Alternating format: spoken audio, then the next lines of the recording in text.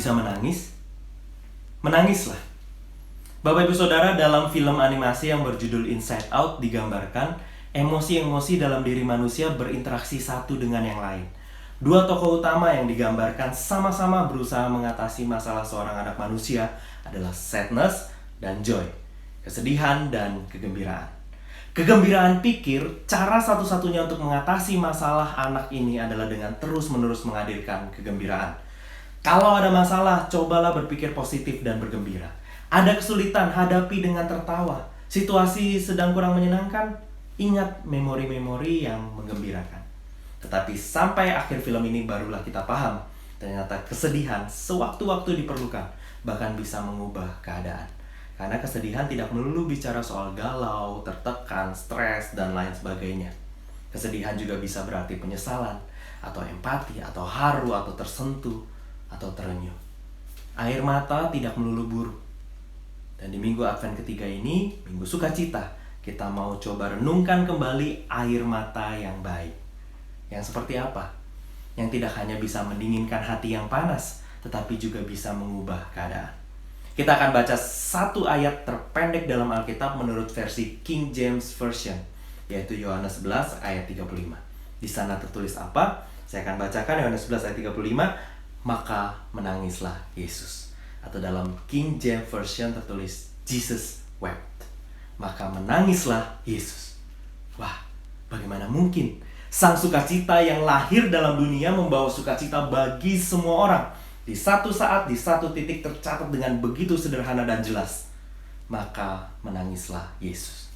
Ia menangis, titik. Buka versi macam-macam tetap sama tertulis. Yesus menangis. Menangislah Yesus. Mengapa? Kenapa? Apa yang mau disampaikan dari tangisan Yesus? Ada begitu banyak hal yang bisa kita bahas dari tangisan Yesus ini. Tapi satu yang saya mau ajak kita semua lihat, ayat terpendek ini itu menjadi sebuah titik tengah untuk mempertemukan adegan-adegan sebelum dan sesudahnya yang ternyata agaknya simetris. Kita lihat ayatnya yang ke-33. Ketika Yesus melihat Maria menangis dan juga orang-orang Yahudi yang datang bersama-sama dia, maka masigulah hatinya. Ia sangat terharu dan berkata, ayat 34, "Di manakah dia kamu baringkan?" Jawab mereka, "Tuhan, marilah dan lihatlah." Di sana dikatakan maka masigulah hatinya.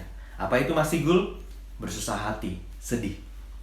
Dan sekali lagi, setelah Yesus menitikkan air mata, Yesus kembali masigul mendengar keluh kesah orang-orang yang menyayangkan mengapa Yesus datang terlambat.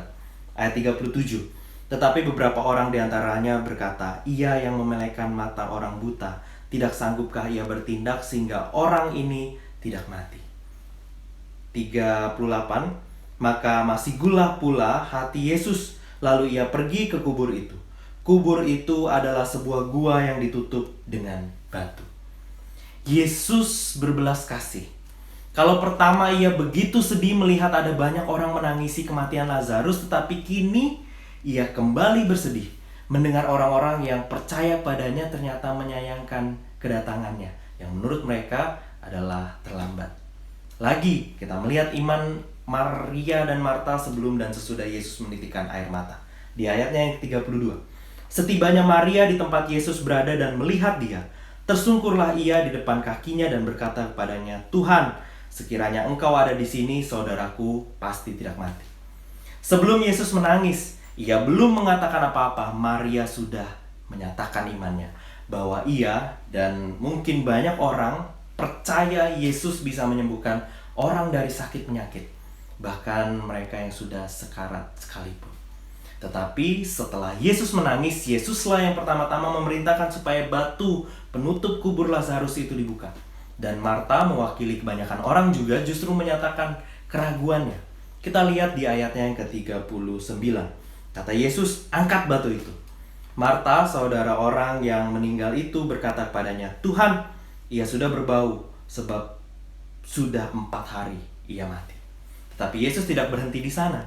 Air mata Yesus mendorong Yesus untuk saat itu juga menyatakan kemuliaan Allah melalui peristiwa duka yang sedang terjadi saat itu. Ayat 40 saya akan bacakan untuk kita semua. Jawab Yesus, "Bukankah sudah kukatakan padamu, jikalau engkau percaya, engkau akan melihat kemuliaan Allah?" Saya akan teruskan ayat 41 sampai ayat 44. Maka mereka mengangkat batu itu, lalu Yesus menengadah ke atas dan berkata, Bapa, aku mengucap syukur padamu karena engkau telah mendengarkan aku. Aku tahu bahwa engkau selalu mendengarkan aku, tetapi oleh karena orang banyak yang berdiri di sini mengelilingi aku mengatakannya, supaya mereka percaya bahwa engkaulah yang telah mengutus aku. Dan sesudah berkata demikian, berserulah ia dengan suara keras, Lazarus, marilah keluar.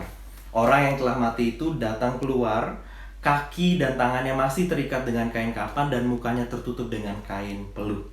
Kata Yesus kepada mereka, bukalah kain-kain itu dan biarkan ia pergi. Akhir cerita, ayat 45. Banyak di antara orang-orang Yahudi yang datang melawat Maria dan menyaksikan sendiri apa yang telah dibuat Yesus percaya kepadanya.